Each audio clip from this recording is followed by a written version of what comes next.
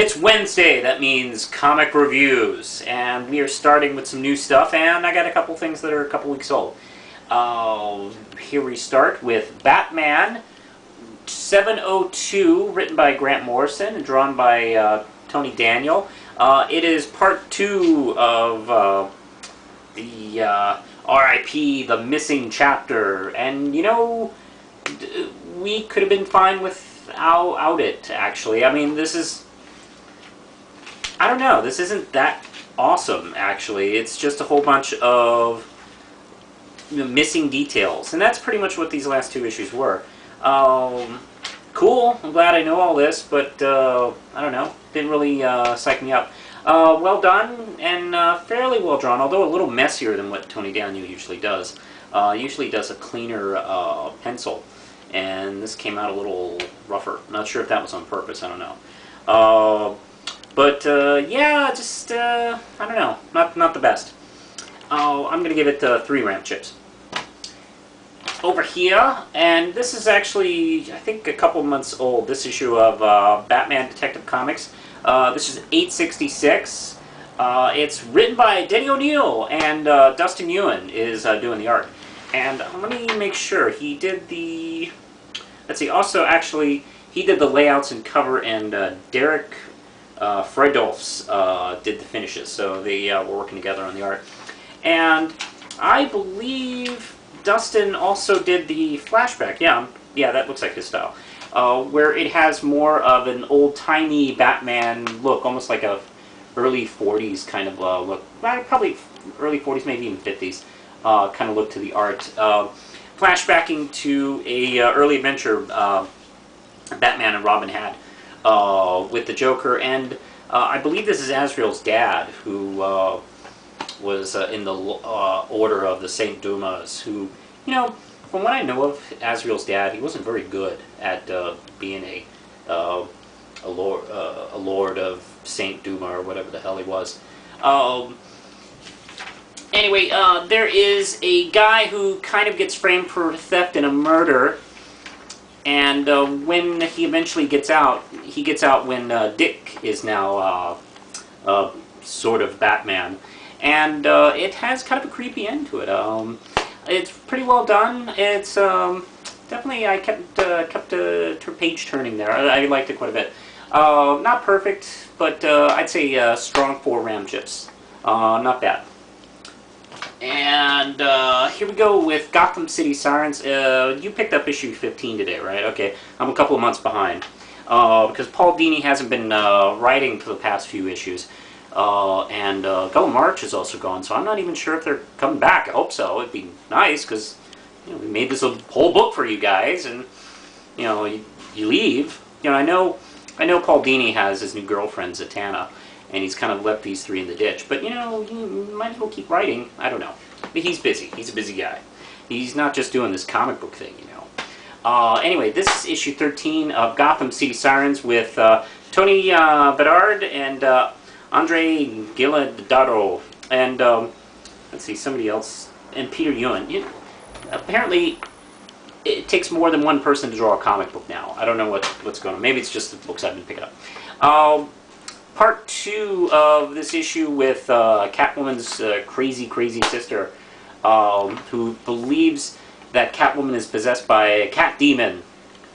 And I think it's in that jewelry or something that causes this delusion or something like that. And there's a flashback to the Blackest Night, Black Mask story, which I skipped. I didn't realize that had happened. And, yeah, she went a little crazy, and she's still kind of crazy at the end, and I don't know, it's okay. I give it 3 ram chips as well. Also, here we go with some more DC stuff. We got 602 of the all-new Wonder Woman, written by JMS, and drawn by Don Kramer and Eduardo Pensetta. I mean, I don't know. Hey, good work, Tony Daniel. You're the only guy this week who can draw a comic all by himself. And, oh, well, yeah, oh, actually, there's one more comic, and that's drawn by one person. Okay, alright.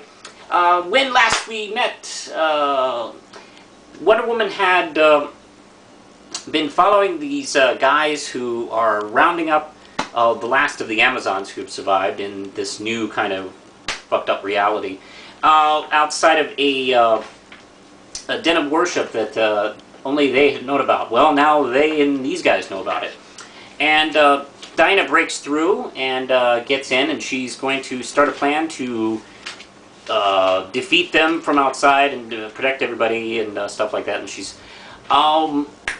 I feel kind of bad, actually. I mean, this new reality sucks for the Amazons. I mean, the Amazons, in previous storylines, like in the Jeff Loeb Superman Batman Supergirl story, I mean, the Amazons took on an army of Doomsday clones. They also fought Darkseid and his minions. And now they can't even beat Blackwater, for God's sakes. They're getting their asses kicked bad. And this is kind of it's kind of weird, because Wonder Woman has a new reality, so she's been brought up by different people under different circumstances. So in a way, her character has slightly changed, where she's just a little more on edge. At the same time, realizing that there probably is something wrong with her life that she really can't figure out. I mean, obviously she thinks, well, these people killed my family and I gotta get back, and stuff like that. Not realizing that this doesn't really exist, although granted it's a comic book, nothing ever really existed, but you know what I mean. Nice little adventure, pretty good. I'd say 4 Ram chips. I hope this doesn't go on too long. I hope this isn't Grant Morrison, Dick Knight long. I just hope this is maybe a year. 4 Ram chips. Otherwise I might get a little impatient. Now, I think probably the best book, the most satisfying book I had this week. Actually, the cool thing about living with a girlfriend who reads comics is you get to steal out of her pull. And this week, actually this came out last week, and I just read it today actually, is Moonstone's first issue of Honey West in color. It is, in case you don't know, Honey West was, actually I have an ad right here on the back. Honey West was a TV show in the early 60s. It was actually black and white, lasted 1 season. I think one of the first shows produced by Aaron Spelling. Yeah, Aaron Spelling. You know, Mr. Charm, Dynasty, Starsky and Hutch, Charlie's Angels. This was, I think, the first major show that had a female lead that was kind of an action-y kind of show. And, yeah, I mean, even before, like... Buffy and Charlie's Angels, there was Honey West. Honey West was a detective show, actually based on a series of detective pulp novels. Honey West was sort of a Raymond Chandler kind of character in that sort of looked like Marilyn Monroe. It was that kind of character. And Moonstone just recently got the rights to do a comic book series based on it, and this is the first issue. And it is written by Trina Robbins and illustrated by Cynthia Martin. Wow, one person drew it. Cool.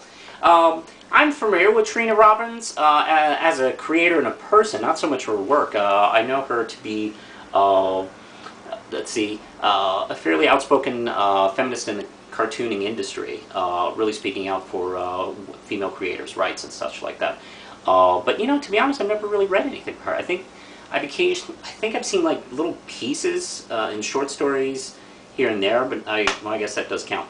But this is the first full comic series I've seen her do, and quite well. It takes place in the 60s. Still, they haven't like moved it up to the present, which is probably a good idea. And she is investigating. She's hired by the owner of this nightclub that has a lot of stripping and go-go dancing about a murder that's taken place at her club, and she goes undercover as a go-go dancer. Oh, I love the 60s. And see, what's cool about this is the comic can take advantage of modern day sensibilities and address issues that the old TV show probably couldn't, such as like sex in Vietnam and drugs, and put them to good use. The art by what's her name again, Cynthia Martin, is a little reminiscent to me. I don't know personally. Her work reminds me a little bit of Sal Buscema's work, who did a lot of stuff for Marvel. I don't know if he's still working or not, but it does kind of remind me of that, or maybe some of the little, maybe George's Genty art over in the Buffy books as well.